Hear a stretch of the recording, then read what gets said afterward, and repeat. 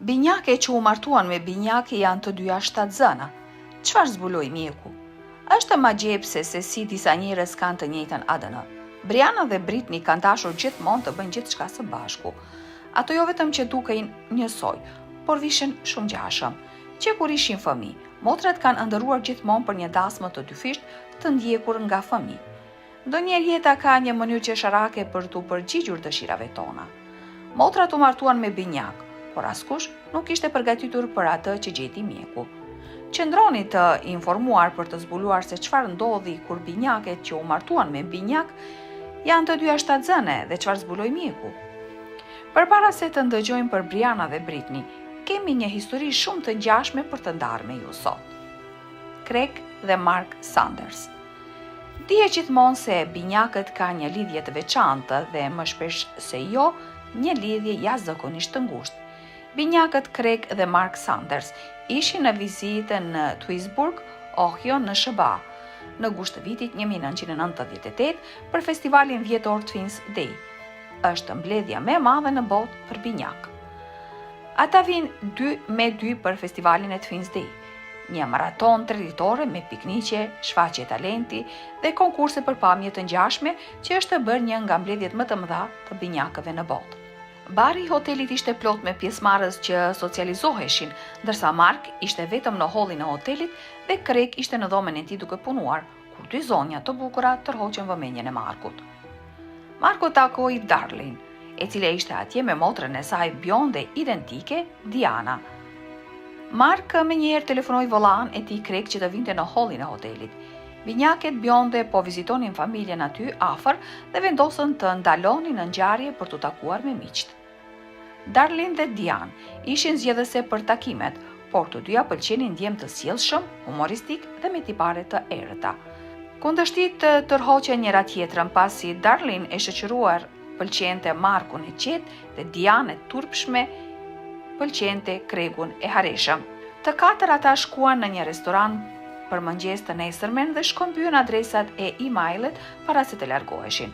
Pas takimit të parë të katërt, ata e dinin se ishte diçka speciale dhe magjike. Çiftet u lidhën për dasmën e tyre për bejsbollin dhe vazhduan një lidhje në distancë nga shtëpia e Craigut dhe Markut në Houston deri në shtëpinë e vajzave në St. Louis. Brenda një viti, nga takimi me Darlene dhe Diane, vëllezërit vendosën që t'u propozonin atyre në të njëjtën ditë në mars 1999. Të dy çiftet u takuan në Florida për të parë bejsbollin parasezonal.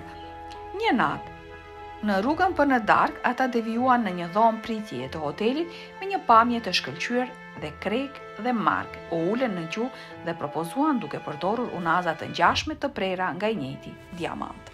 Të dy çiftet e binjakëve u martuan në të njëjtën ditë me të njëjtat veshje në një dasmë të përbashkët. Babai i Diane dhe Darlene i dha të dy vajzat e tij të bukura në të njëjtën kohë. Një binjake në secilin krah dhe prifti udhëhoqi betimet e tyre njëkohësisht. Ata ndanë kërcimin e parë me këngën From This Moment On të Shania Twain. Pas përfundimit të dasmës, të dy çiftet shkuan për muaj mjalti në Bahamas. Pas një viti, Diane dhe Craig patën dy djem binjak identik. Binjakët identik ishin në 3 nga çdo 1000 familje, por shanset që binjakët identik të lindnin vetë binjak identik janë 1 në 1 milion. Disa vite më vonë, ata patën edhe një djalë më të vogël. Jo shumë kohë më pas, Mark dhe Darlene u bën prindër të dy vajzave binjake të bukura dhe disa vite më vonë patën edhe një djalë. Të dy çiftet vendosën të jetonin në shtëpi ngjitur në Houston me një gardh mes tyre dhe tani kanë filluar të jetojnë si një familje e madhe e lumtur. Familjet kanë një obor të përbashkët që lejon fëmijët të luajnë të gjithë së bashku. Biologjikisht, të gjithë fëmijët e tyre kanë ADN-n e vëllezërve e motrave, megjithse janë formalisht kushërinj. Ata madje kanë qenë nga e njëjta pjellë, një në secilën shtëpi. Shanset janë që shumë njerëz të prisnin të shihnin dy familje simetrike me fëmijë identik. Këtu, por kjo është në të vërtetë e pamundur. Pamja fizike e një individi është rezultati i kombinimit të gjeneve të ndryshme dhe disa prej tyre mund të kalojnë një brez shtesë më poshtë nga stërgjysherit.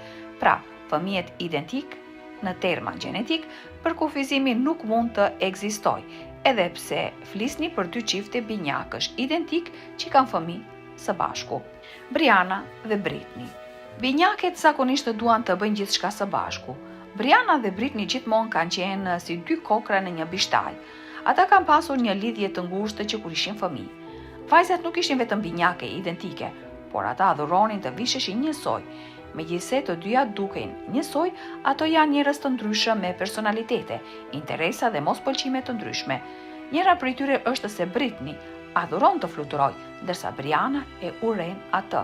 Kjo e bën të vështirë të shkonin në pushime. Vajzat morën pjesë në një festival binjakësh në Ohio, SBA.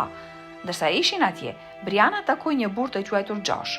Binjaku i Joshit, Jeremy, u lidh me Britney, duke i sikur fati i kishte ndërhyrje. Ata gjithmonë preferonin të mbanin jetën e tyre të dashurisë private derisa gjërat të bëheshin serioze. Një ditë, Briana i tha Britney se ishte serioze me Joshin dhe më pas Britney i tha se ajo po dilte me vëllain e Joshit. Që nga ajo ditë, vajzat të ndëronin për një dasmë të dyfisht për allore dhe të jetonin së bashku me Joshin dhe Jeremyn në shtëpinë e tyre. Një ditë, motrat shkuan për një kontroll tek mjeku. Shkuan pasi po afroheshin të 40-tat dhe donin të shihnin se sa të fryqme ishin. Mjeku dha lajmin e mirë se ishin me të vërtet të fryqme, por buzëqeshja shpejt u kthye në një shije të hidhur pasi ai këshilloi fort që të ngeleshin 7 zëna me njëherë. Vajzat shpejt dolën nga zyra e tij. Nuk e besonin fjalëve të tij dhe injoruan këshillën e tij. Disa muaj më vonë, vëllezërit propozuan për gratë me unaza të njëjta të personalizuara. Vëllezërit propozuan në të njëjtën kohë duke ulur në gjuhë paranuseve të tyre të ngjashme, të cilat natyrisht patën reagime të ngjashme, duke buzëqeshur dhe duke mbajtur duart të gjoksi. Gratë thanë po, në Ohio, ndërsa mbanin veshje të njëjta dhe burrat me smoking të ngjashëm me 2 palë binjak që vepronin si bartës unazash. Kishte shumë binjak të tjerë në dasmën e tyre, gjithsej 17 përfshirë ata, duke propozuar për një foto së bashku në sheshin e qytetit. Pak pas muaj të mjaltit, çiftet e lumtura blen një shtëpi për të gjithë për të jetuar së bashku. Ata e adhuronin të bënin gjithçka së bashku. Megjithatë, ishte ende një shok për të gjithë kur të dyja u bën 7 zënë pothuajse në të njëjtën kohë.